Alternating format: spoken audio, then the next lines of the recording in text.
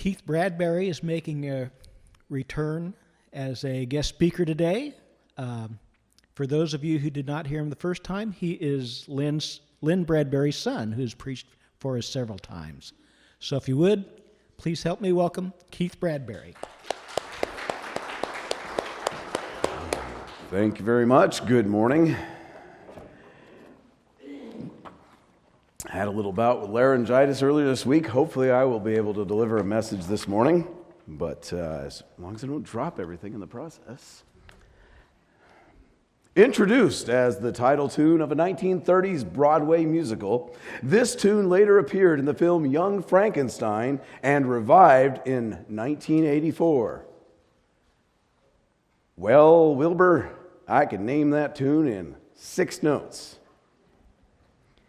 Well, Eddie, I can name that tune in 4 notes. Wilbur, I can name it in 3 notes. Name that tune. Well, of course, the song is Putting on the Ritz, but the series Name That Tune began as a radio game show in 1952.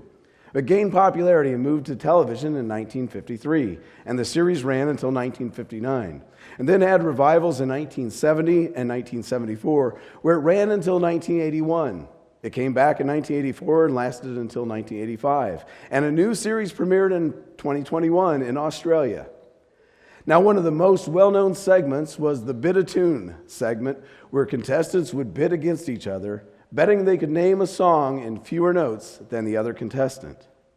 Now, as a child, I remembered watching the show, and I think it caused severe psychological damage to me as a kid, because every time I heard a song come on the radio, I tried to identify it in as few notes as possible, because I thought at some point in my life, I may have to do this in front of a live studio audience.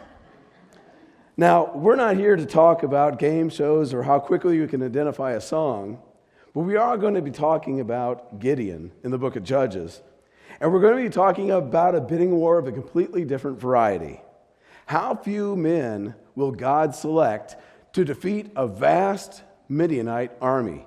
Now, make your way to Judges chapter 6. We're going to set the stage in the first few verses there of Judges chapter 6. And I'm going to read verses 1 through 10. It says, "The Israelites did evil in the Lord's sight. So the Lord turned them over to Midian for 7 years.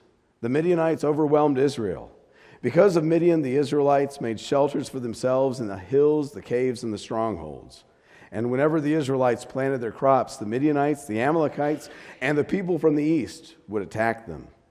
They invaded the land and devoured its crops all the way to Gaza. They left nothing for the Israelites to eat. And they took away the sheep, the oxen, and the donkeys. When they invaded with their cattle and tents, they were as thick as locusts. Neither they nor their camels could be counted. They came to devour the land. Israel was so severely weakened by Midian that the Israelites cried out to the Lord for help.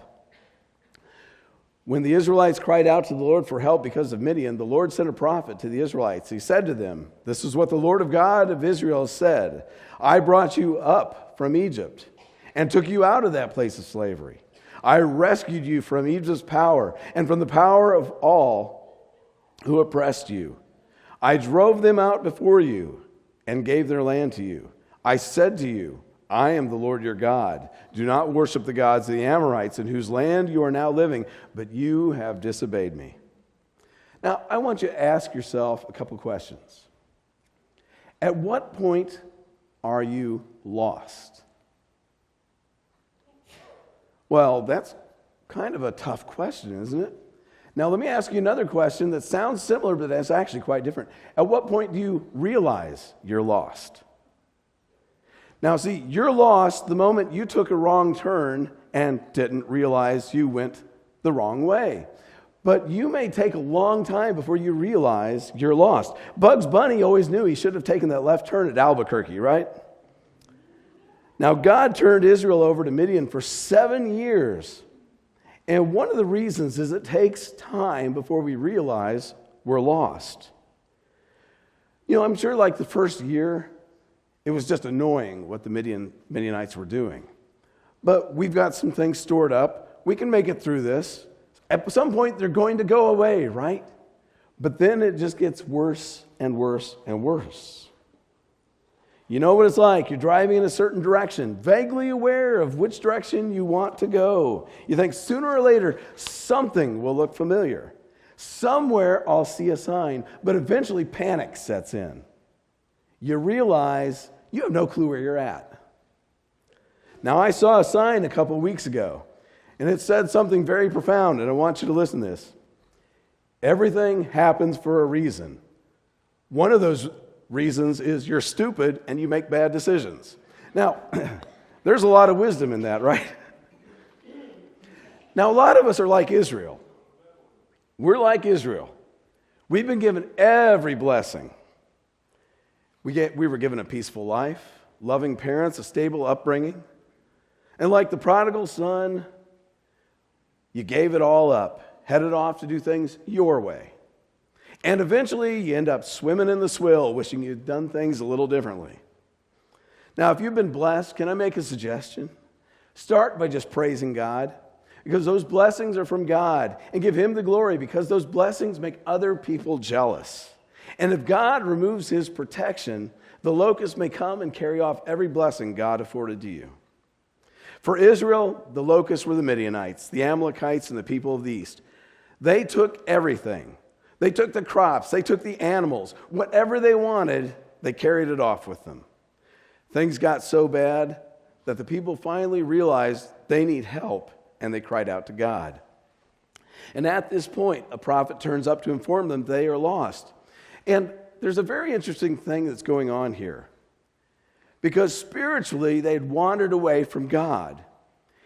And what's happening around you physically with Midian, that is just nothing compared to where they are spiritually. Hell is eternal separation from God.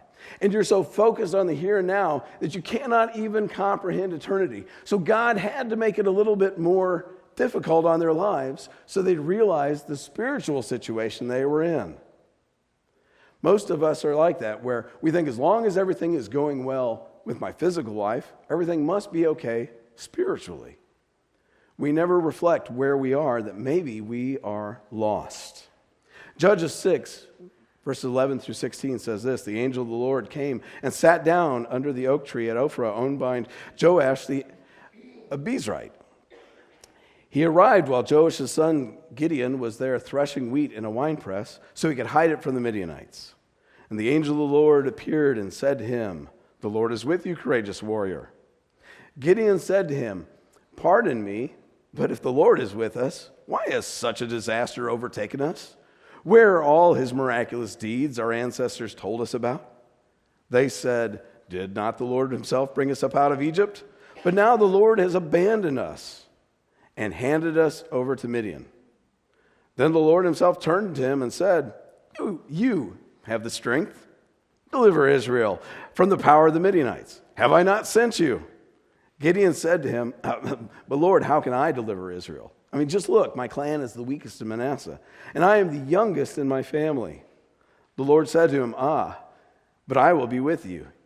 You will strike down the whole Midianite army." How many of us go through life, I want God to do something. And then God comes along and says, "Hello, strong warrior, I've chosen you." That's kind of what God does here. He's going to do something, and it's going to be through you. Anything great God wants you to do will always look impossible from your perspective. Gideon just looked at his own situation. He's a young man. He's not very old. He's from a small tribe. He doesn't have much weight. Just a few minutes ago, he's there hiding in a wine press, which was kind of a round, cylindrical structure with a little bit of a wall. And he was probably in there threshing the wheat, trying to duck down a little bit so that when the wind would come by and blow the chaff, hopefully no one would see what he was doing and take away the wheat he was working on. He's like, I don't have the strength. I don't have the position. I have nothing. But here's an interesting thing. There's a lot of things God could have said to Gideon in this passage, right?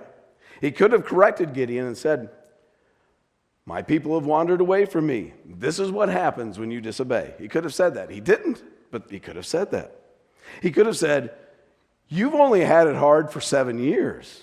The Israelites in Egypt had to wait 80 years from the time Pharaoh killed the infant boys to the first miracle in their deliverance. You haven't experienced anything yet. We lack perspective. We want it now. Remember the character Veruca Salt from Willy Wonka in the Chocolate Factory? I want a ball, I want a party, pink macaroons and million balloons and performing baboons, and give it to me right now.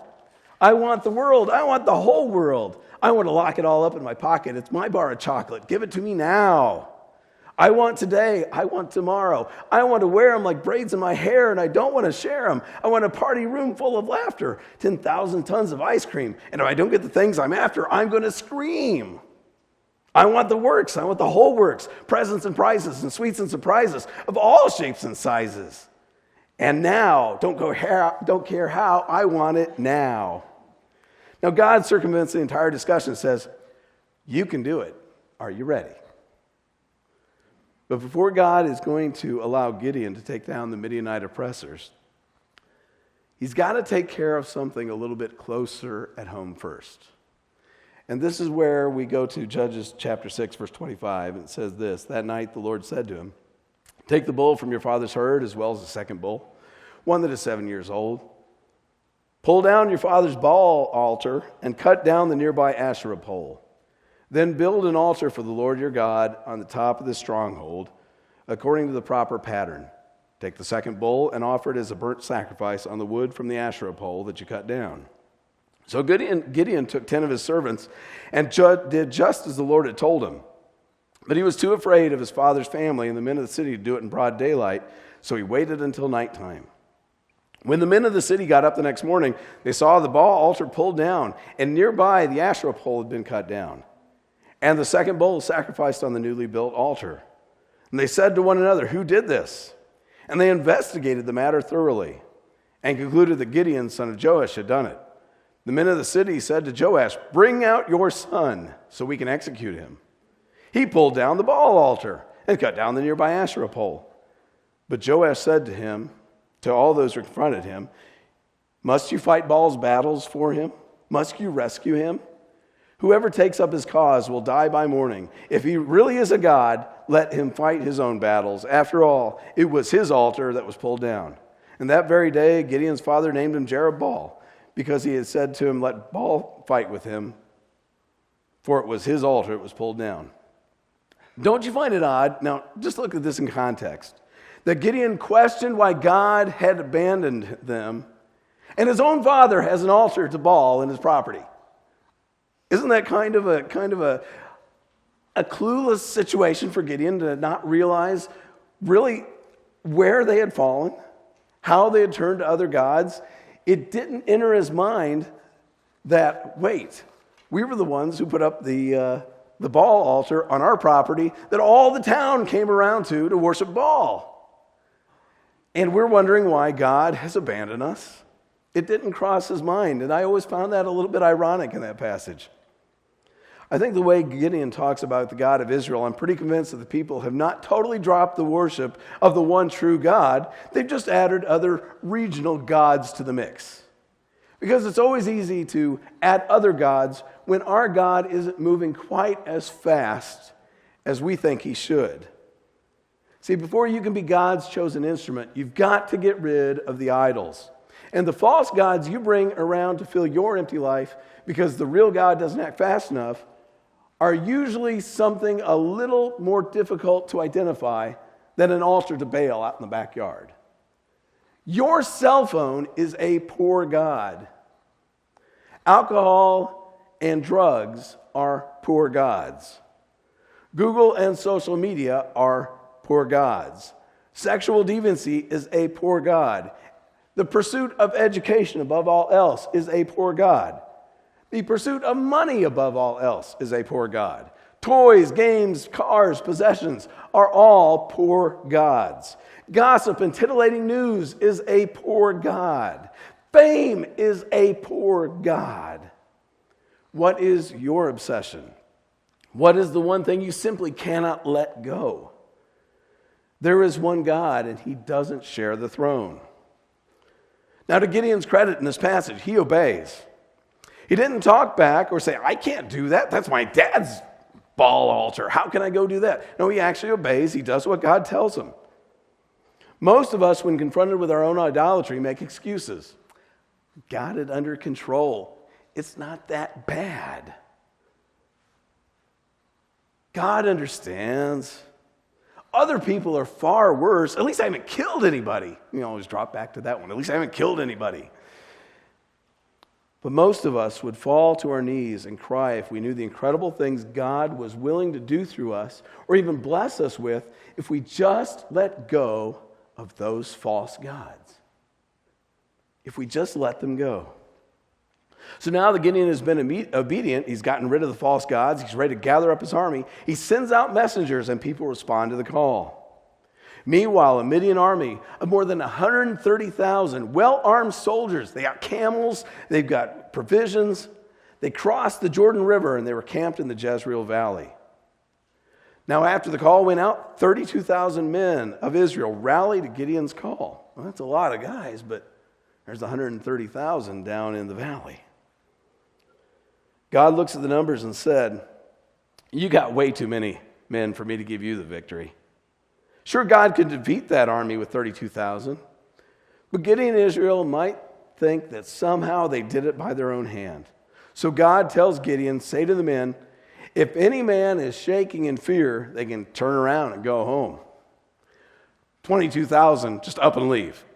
Right there on the spot. Hey, there's 130,000 of them, 32,000 of us. Billy Bob said we're going to get together and we're going to overthrow the invading government, but this doesn't look so good. We're heading home, guys. Bye. We'll see you later. I don't like those odds. You know, sometimes in churches we have big crowd events, right?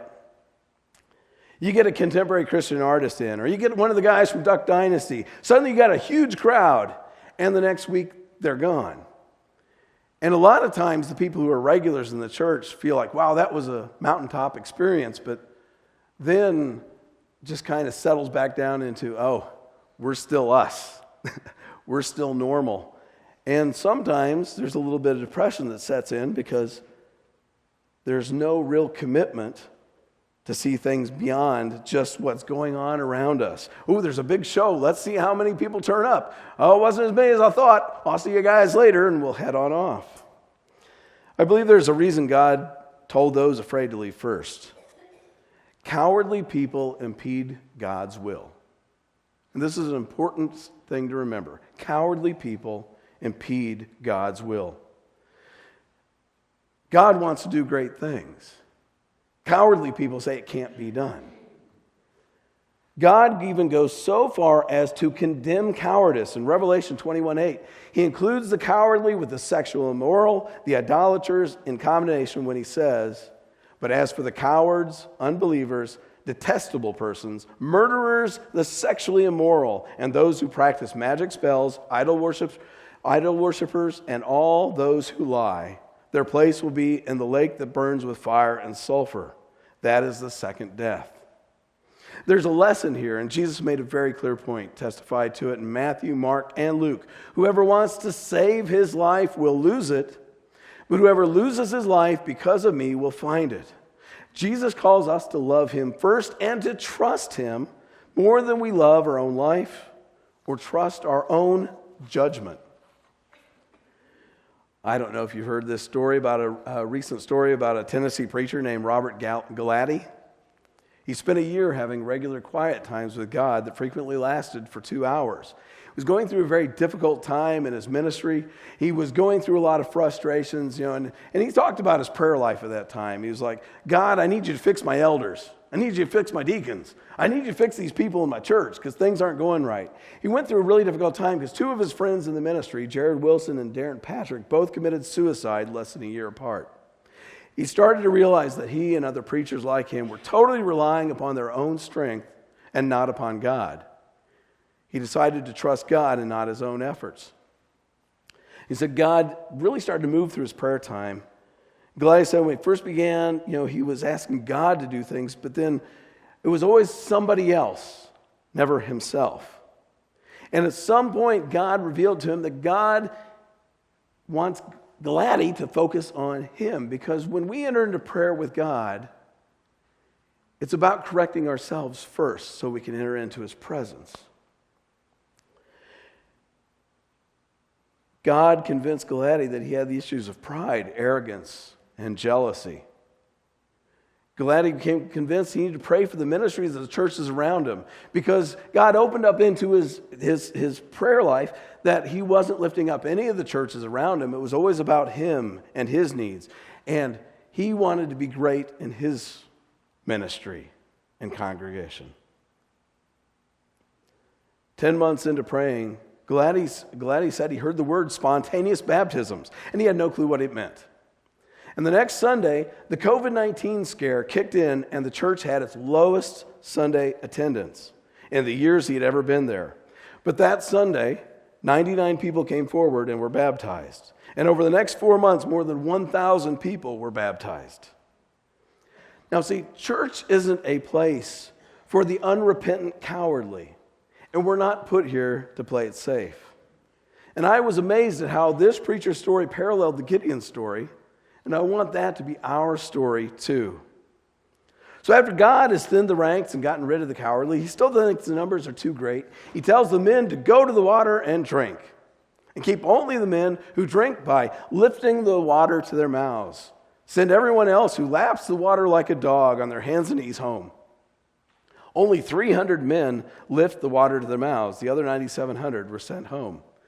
Now, I've read commentaries where authors have suggested that those who brought the water to their lips were being more attentive than those who lapped the water like a dog. And perhaps that's true.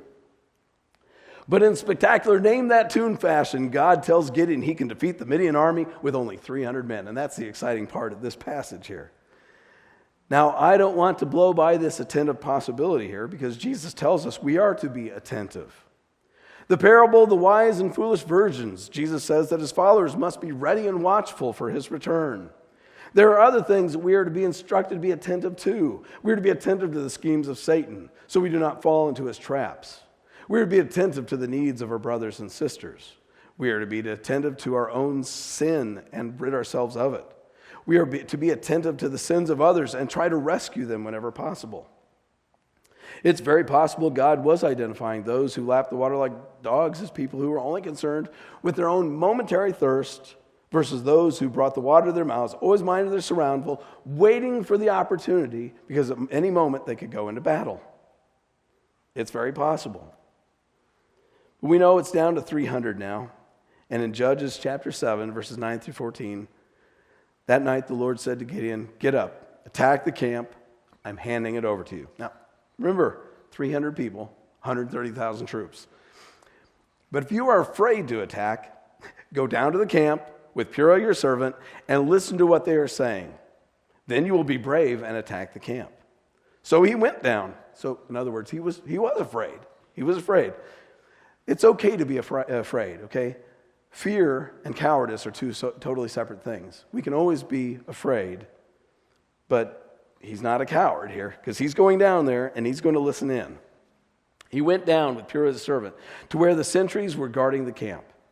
Now the Midianites, the Amalekites, and the people from the east covered the valley like a swarm of locusts. Their camels could not be counted. They were as innumerable as the sand on the seashore. And when Gideon arrived, he heard a man telling another man about a dream he had. The man said, "Look, I had a dream. I saw a stale cake of barley rolling down into the Midian camp, and it hit a tent so hard it knocked it over and turned it upside down. The tent just collapsed." The other man said, "Without a doubt, this symbolizes the sword of Gideon, son of Joash, the Israelite. God is handing Midian and all the army over to him." Now, I'm sure they didn't realize the numbers had been whittled down to 300 when they said that. Otherwise, they probably would have felt really foolish. What, there's only 300 people that are, we're going to destroy them. But we discount what God is doing in the background, don't we? That's the important thing to realize. We think that with 300 men, we can't do God's will. But we discount what God has already been doing in the background, setting the fear in the hearts of the Midianites. Even when you think you're in over your head, never discount what God is doing. In 1999, I was preaching in southern Indiana at a small church in a town where I completely lost count of the number of funerals I performed. One year it was over 20 over the winter months. I mean, it was just, I was doing funerals and nothing but funerals. It was a very depressing situation, to be honest. But it was during church camp, I met a man named Harvey Wadlow. And he invited me to move my family up to Indianapolis and work with Missions Alive. Thing is, I would have to raise my own support. They weren't going to pay for it. I'd just have to do it all on my own. In our small church in southern Indiana, I was living in a parsonage. I didn't have any money saved up. I had very little income, but I didn't have a house payment because I was living in a parsonage. Now, if I moved to Indianapolis, I'd have to buy a place with money I didn't have, and I'd have to provide for myself because we'd be working with a mission that wasn't paying for me. I would just have to raise my own support. It was a very, it was one of those situations where, how would you make a decision like that? If we moved, we wouldn't have anything. So it was something we really wanted to do. And we were also expecting at that time our second child. So we were going to be expecting a second child if we moved, and this would all happen all at once. But my wife and I decided to pray, and we laid it out before God, and we said, look, God, if you give us 6 months of support, we'll make the move. And within a week, Harvey called us and said a man from Cincinnati was willing to give us 6 months of support to help bring us to Missions Alive. So we made the move and been here in Indianapolis ever since, and at no time have we ever been in a situation where God has not provided. We just obeyed the call and moved. Now, sometimes we don't understand what God is doing in the background, but it's out of our hands. We put it in His, and we follow obediently. God worked behind the scenes to direct us here, where we've worked with a mission, had a ministry, filled the pulpits of various churches part-times. We also met Toby and Amy Hill, a missionary family who we've supported financially on a monthly basis for quite a few years. And we were able to send our children to Kingsway Christian School, which has been a benefit to both the family and to them in their education. I think there's so many things God has done for us as a family because we made the decision to put our faith and trust in Him. But let's get back in here to Gideon in chapter 7. Verse 15 says, when Gideon heard the report of the dream and its interpretation, he praised God. Then he went back to the Israelite camp and said, get up, for the Lord is handing the Midianite army over to you. He divided the 300 men into 3 units. He gave them all trumpets and empty jars with torches inside, and he said to them, watch me and do as I do. Watch closely. I'm going to the edge of the camp. Do as I do. When I and all who are with me blow our trumpets, you also blow your trumpets all around the camp. Then say, for the Lord and for Gideon. And Gideon took 100 men to the edge of the camp at the beginning of the middle watch, just after they had changed guards. They blew their trumpets. They broke their jars they were carrying. All 3 units blew their trumpets and broke their jars at the same time. They held the torches in their left hand and the trumpets in their right. Then they yelled, a sword for the Lord and Gideon. And they stood in order all around the camp. The whole Midianite army ran away. They shouted as they scrambled away. When the 300 men blew their trumpets, the Lord caused the Midianites to attack one another with their swords throughout the camp.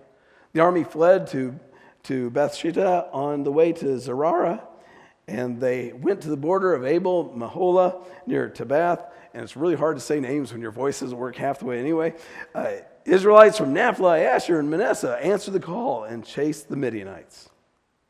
Now, I don't know if you've ever seen any of those prank videos. I did watch some of them on YouTube, where somebody wakes somebody up while they're dead asleep on the couch with a loud noise or something like that. They screaming like that. But that's what happened, is that they were surrounding the camp, and they were blowing trumpets, and they suddenly broke their jars, and suddenly lights were everywhere. And you know what it's like when you're suddenly woken up and there's lights everywhere, and you're not sure what's going on, you're disoriented. And they just started hacking and slashing away at each other, hurting their own ranks, and then they ran.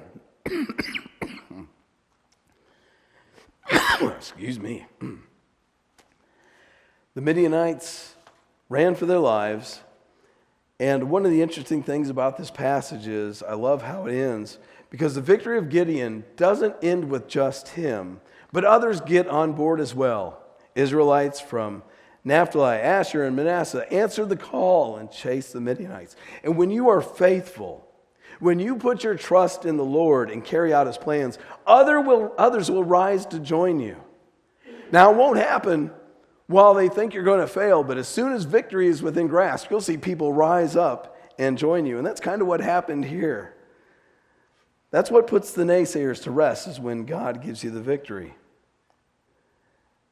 Sometimes you have to push through the naysayers to be obedient to the Lord.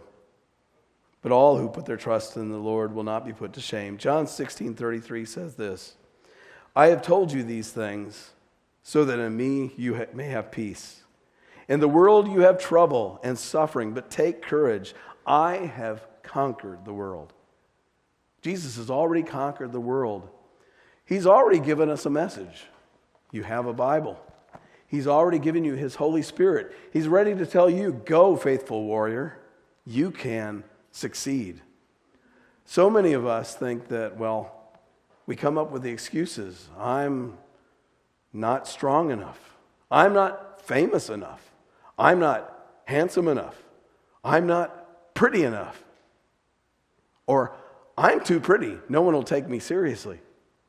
No, none of you will ever say that. Well, Tom might, but no. But you know that we always come up with excuses. But God says, I have put my Spirit in you. You can do it.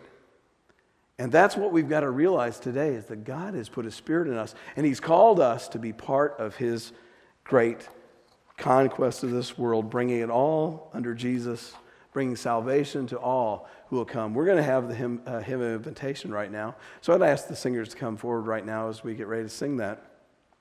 But I want you to reflect where you're at. Have you been afraid? Have you been the frightened warrior? You want to do God's will, but you're not really sure what he wants you to do. Let me encourage you. Start your day asking that question, God, what do you want me to do today?